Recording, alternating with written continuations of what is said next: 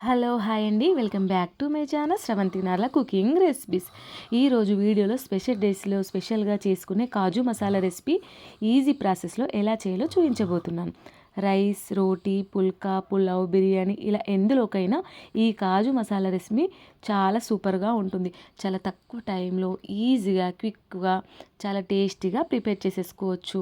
మనకు special డిషెస్‌లో వట్టిగా normal కర్రీస్‌కి కాకుండా ఇలా కాజు మసాలా రెసిపీ ట్రై చేయండి, చాలా బాగుంటుంది. ఇక్కడ నేను 50 గ్రామ్ వరకు కాజునైతే తీసుకున్నాను. ఈ కాజుని రెండు భాగాలుగా కాజులైతే ఈ విధంగా మనం విరుచుకొని ఇప్పుడు ఇందులో వాటర్ పోసేసి కాజుని 2 టైం ఫ్రెష్గా వాష్ చేయాలి, కడుక్కోవాలి. ఇలా మనం కడిగిన తర్వాత మునిగేంత వరకు కాజులో వాటర్ పోసేసి ఒక 1 అవర్ వరకు కాజునైతే పక్కన పెట్టేసేయాలి. కాజు ఎంత బాగా నానితే కర్రీ అంత టేస్ట్గా ఉంటుంది. ఇప్పుడు స్టవ్ ఆన్ చేసి నాన్ స్టిక్ కడాయిలో 3 టేబుల్ స్పూన్ ఆయిల్ వేసుకొని బిర్యానీ ఇంగ్రీడియంట్స్ అయితే వేయాలి. ఒక బిర్యానీ ఆకు, కొద్దిగా దాల్చిన చెక్క, 2 లవంగాలు, ఒక ఇలాచి, బండ పువ్వు ఇలా ఆయిల్లో ఫ్రై అయిపోయిన తర్వాత 2 కట్ చేసిన పచ్చిమిర్చి, ఇలా పొడుగా కట్ చేసిన 2 ఆనియన్స్ ఇలా ఆయిల్లో మంచిగా దోరగా ఫ్రై కావాలి. ఇలా ఫ్రై అయిపోయిన తర్వాత ఒక 3 టమాటాలు ఈ విధంగా కట్ చేసి ఇందులో వేయాలి. ఈ టమాటాలు కూడా అందులో బాగా మంచిగా దగ్గర పడేంత వరకు మంచిగా కలుపుకోవాలి. ఇప్పుడు ఇందులో ఒక 10 వరకు కాజును కూడా వేసేయాలి. ఈ కాజును కూడా అందులో మంచిగా కలిపిన తర్వాత ఇవన్నీ బాగా దగ్గర పడేంత వరకు మనం మగ్గేంత వరకు మంచిగా కలుపుకోవాలి.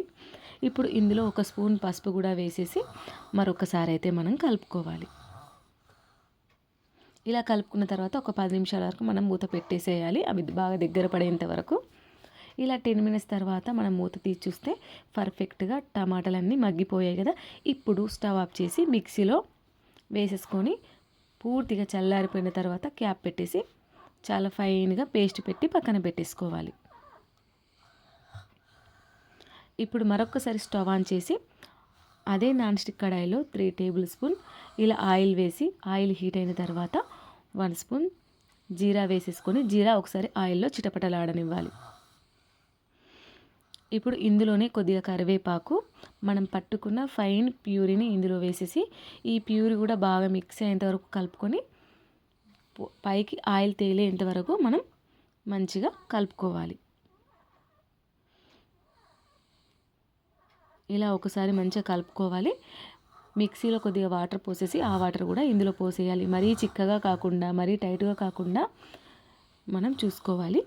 ఇప్పుడు ఇందులో రుచికి సరిపడా సాల్టు, చిల్లీ పౌడర్ వేసుకోవాలి. చిల్లీ పౌడర్ కాస్త ఎక్కువగానే పడుతుంది, ఎందుకంటే కాజు అనేది చాలా స్వీట్నెస్గా ఉంటుంది కాబట్టి స్పైసీగా కావాలనుకుంటే చిల్లీ పౌడర్ ఎక్కువగా వేసుకోండి.